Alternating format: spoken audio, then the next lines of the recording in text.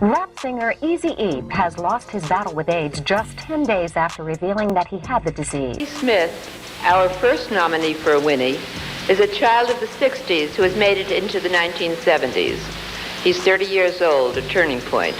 His clothes are frisky and basic at the same time.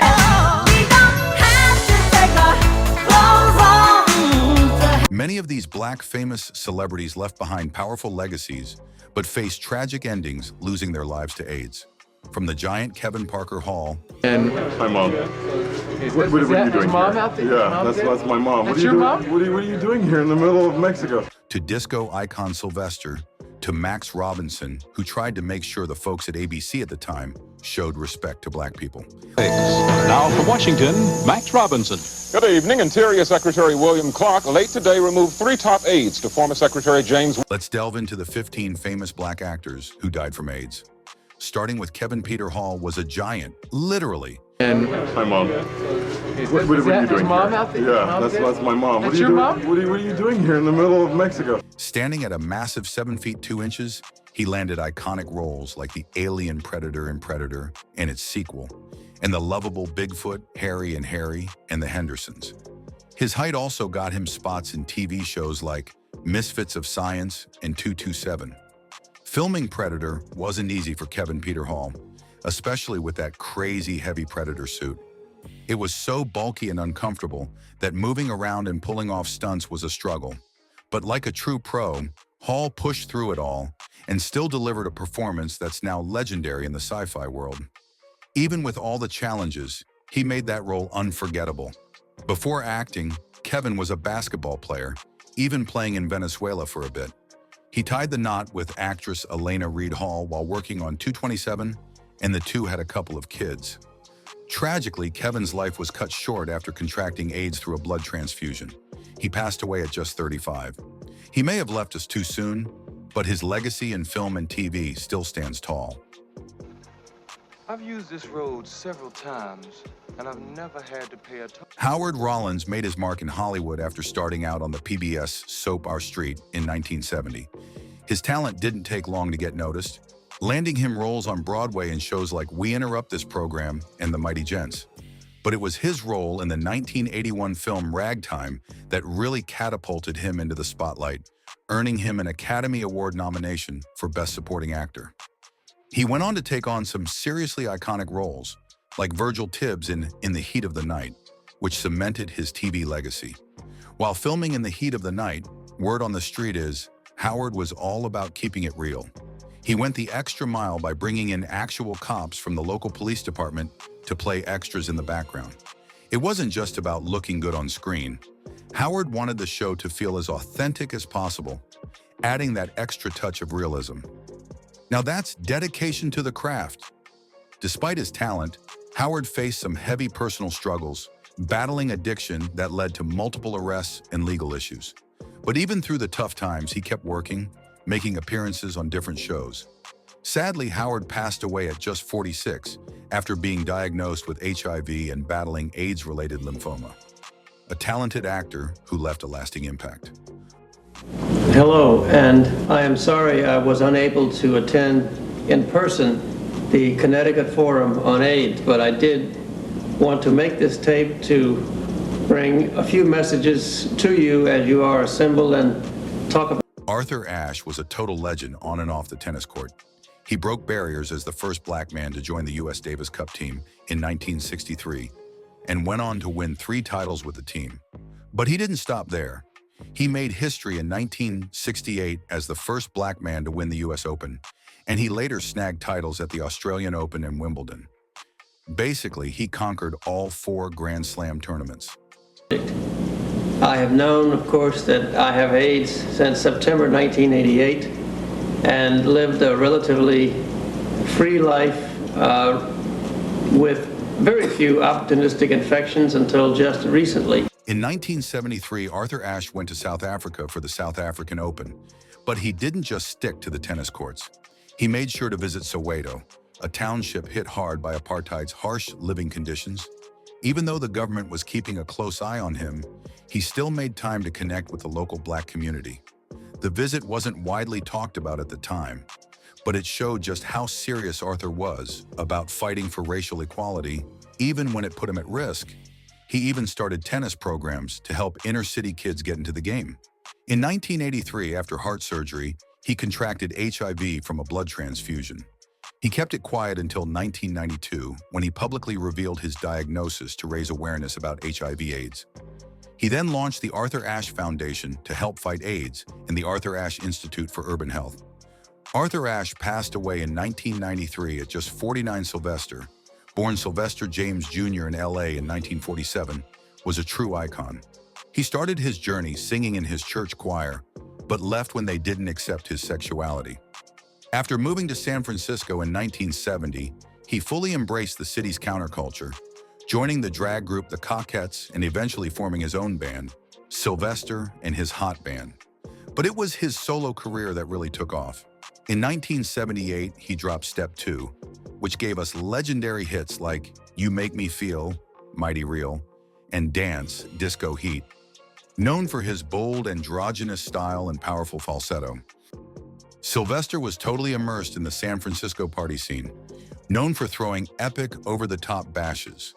One of his most legendary parties went down in 1978 at his pad in the Castro district. It wasn't just any party. Sylvester surprised everyone with an impromptu concert, debuting some brand new tracks. The night became a total icon among his crew, cementing Sylvester not just as a performer, but as a larger-than-life personality who was all in on the disco movement. It was the kind of event that left everyone talking for ages. Sylvester was also a fierce advocate in the fight against HIV/AIDS. Sadly, he passed away in 1988 from AIDS-related complications, but he left all his future royalties to charities supporting the fight against the disease. True legend. Gene Anthony Ray grew up in Harlem and danced his way into stardom with his breakout role as Leroy Johnson in Fame. Working it's not just something that I do, it's something that I am. First in the 1980 movie, and then the TV series that followed. Leroy wasn't your typical polished dancer. He was raw, rebellious, and packed with talent, which made Gene's performance unforgettable. Crazy thing? He didn't even have formal training. He was just that good. Well, it's everything I thought it was going to be and more. So picture this. Gene is in the middle of filming a dance scene, and instead of sticking to the choreography, he decides to freestyle and throw in his own move. The director, Alan Parker, loses it at first, but then something clicks. Gene's energy and spark are so undeniable that Parker ends up loving it and keeps the move in the movie. That unscripted moment turned into one of the most iconic parts of Fame and proved Gene wasn't just following steps, he was making magic happen.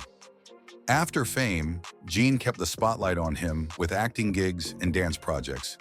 He popped up in a 1981 TV comedy, stole scenes in the Weather Girls' 1985 music video, Wella Wiggy, and even gave Broadway a shot with Carrie, the musical.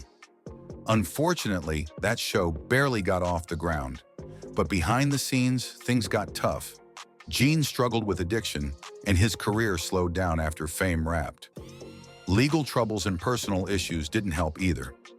In 2003, Gene passed away at just 41 due to health complications, including a stroke and AIDS.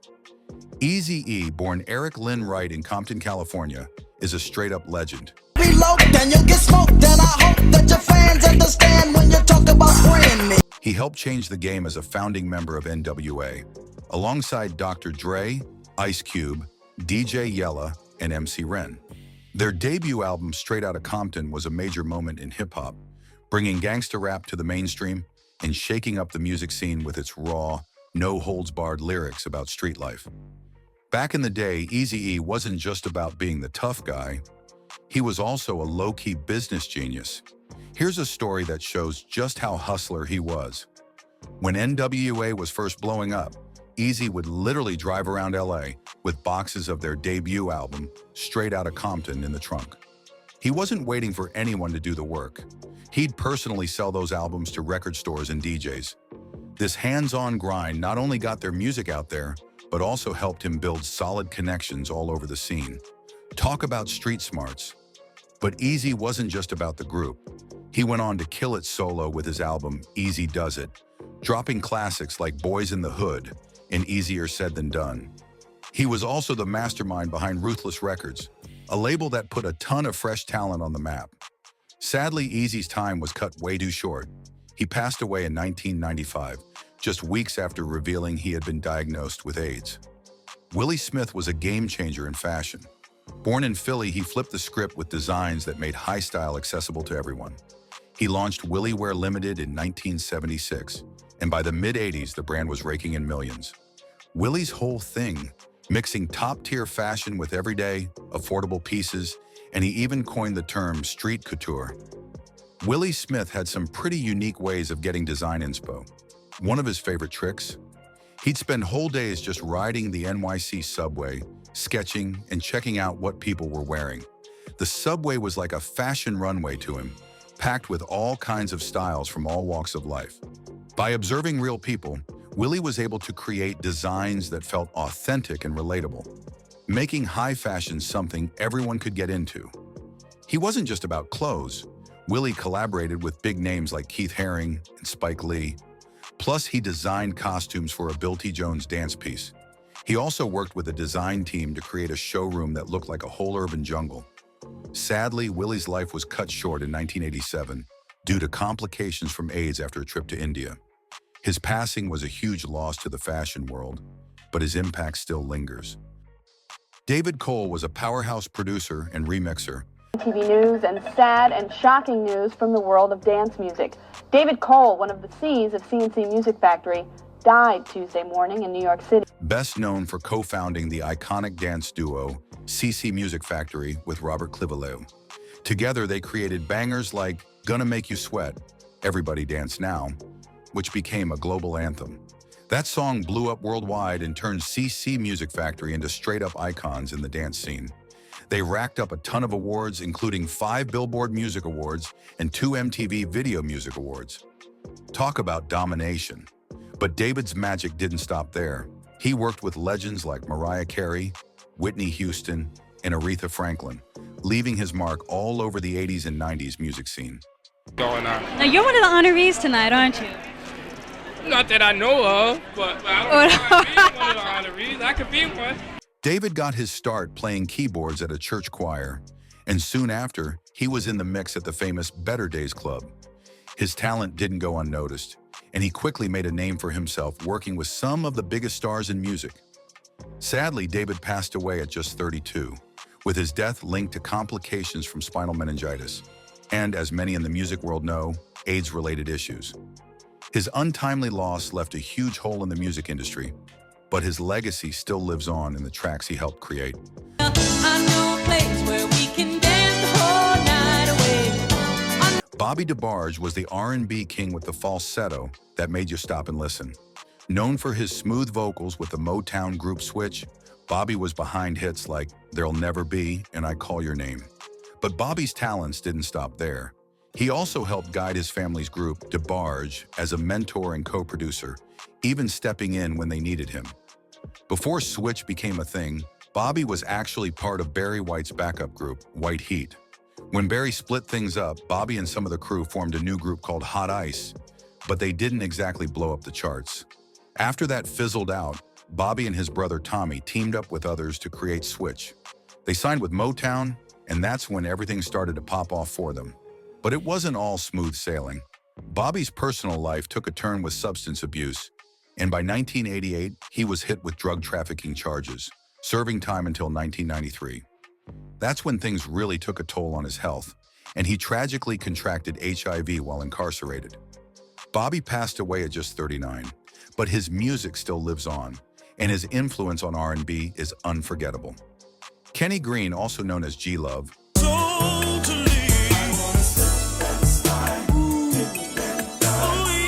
was born in Detroit and made his mark in the music world as part of the R&B group Intro. Not only did he sing, but he was also behind some of their biggest tracks, like Love Thang and Come Inside, showing off his skills as a hitmaker. Green didn't stop there.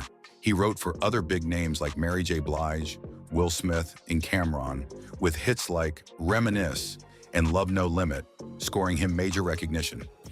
Kenny was all about the details when it came to making music with Intro. Dude would spend hours in the studio, tweaking and perfecting every vocal, making sure everything sounded flawless. That extra effort really showed in their tracks, with harmonies so tight and smooth that they practically defined the R&B sound at the time. Despite all his success, Green had his struggles, including battling AIDS. He opened up about his diagnosis and his bisexuality in a 2001 interview. Sadly, he passed away that same year at just 32. Jermaine Stewart started out as a dancer on Soul Train and later worked as a backup dancer for Shalimar and even Culture Club. Yeah, he was on vocals for Miss Me Blind. But it was his own music that really put him on the map. In 1986, his catchy hit, We Don't Have to Take Our Clothes Off, blew up, hitting number 5 on the Billboard Hot 100. His next album, Frantic Romantic, gave us another banger, Jody, inspired by his friend Jody Watley. He even followed that with Say It Again, which scored him another hit.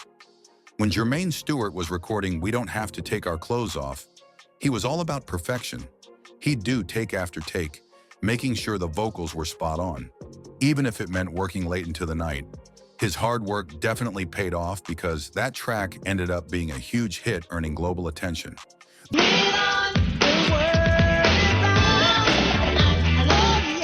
Though Jermaine was making waves in the music world, he had a tough personal battle with AIDS. He was openly gay and used his platform to bring visibility to the LGBTQ+ community. Unfortunately, he passed away in 1997 at just 39 from AIDS-related liver cancer.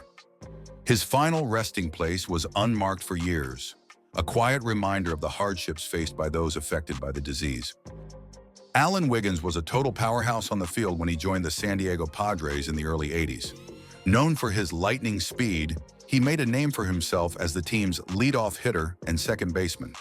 His best year was definitely 1984, when he crushed it with a record-breaking 70 stolen bases and helped take the Padres to the World Series. He was even named National League MVP that season. Here's a cool Allan moment you probably didn't know about. He was a total speed demon on the base pass. One of his most epic games was when he pulled off 5 stolen bases in a single game. He became just the 4th player in the National League to do it, proving he was a serious threat when it came to stealing bases. That insane performance helped the Padres that year, including their first ever National League pennant. Safe to say he left his mark. But things took a tough turn for Wiggins when he was traded to the Baltimore Orioles in 1985. His career was derailed by drug addiction, and after leaving baseball, he was diagnosed with AIDS. Tragically, he passed away in 1991 at just 32 years old. Despite everything, Wiggins' impact didn't end with baseball. He worked with the San Diego Police Department, helping kids stay off drugs. And his athletic legacy didn't stop with him. His kids, Candace and Allan Jr., both became pro basketball players.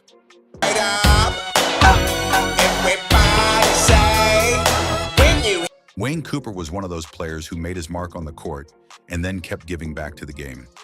After standout years at the University of New Orleans, he got drafted by the Golden State Warriors in the late 70s. Over his 14-year NBA career, he played for a few teams, including the Utah Jazz, Dallas Mavericks, and Portland Trail Blazers. But it was with the Denver Nuggets where he became legendary for his shot-blocking skills. He was even the Nuggets' all-time block leader when he left in 1989. Here's a cool fact about Wayne Cooper that you might not know. While playing for the Denver Nuggets, he was known for absolutely owning the defensive side of the game. In one unforgettable match against the LA Lakers, Cooper set a franchise record by blocking 10 shots in just one game. Talk about shutting down the paint. That game was a major flex for Cooper and definitely helped the Nuggets stay strong that season.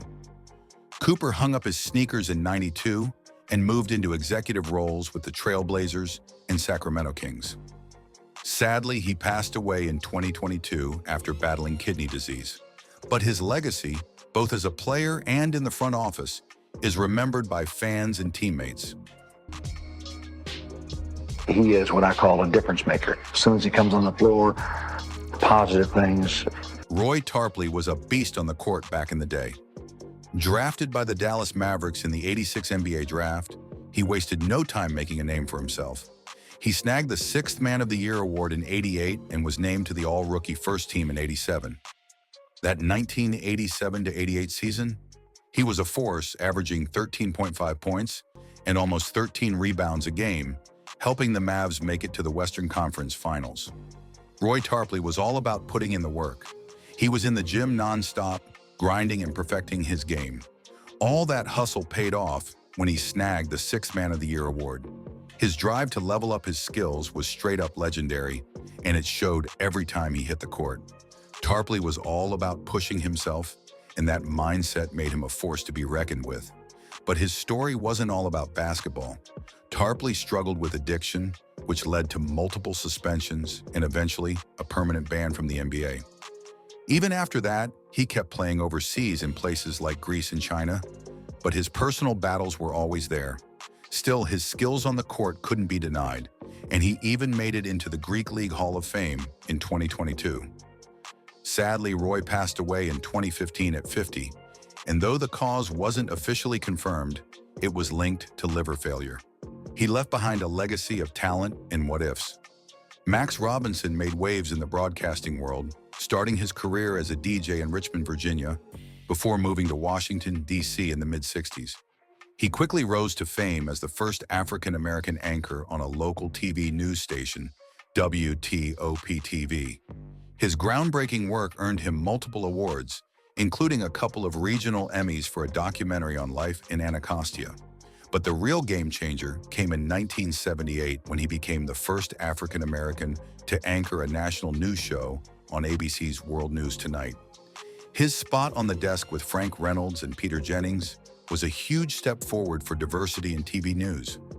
Even though his career was stellar, he faced some serious challenges, including racial tension within the network, which eventually led to his departure in the 80s. While at ABC, Max wasn't afraid to speak up. He was pretty vocal about how the network portrayed African Americans, often clashing with management over what he felt was a really narrow and negative view of Black life. Even though he was a big deal as a co-anchor on World News Tonight, Robinson felt like ABC wasn't showing the full range of Black experiences. This tension eventually led to him parting ways with the network in the 80s. Robinson kept going in the industry, but by the late 80s, his health took a hit. He was diagnosed with AIDS and sadly passed away in 1988 at just 49. He left a lasting mark on broadcasting and is remembered for breaking barriers.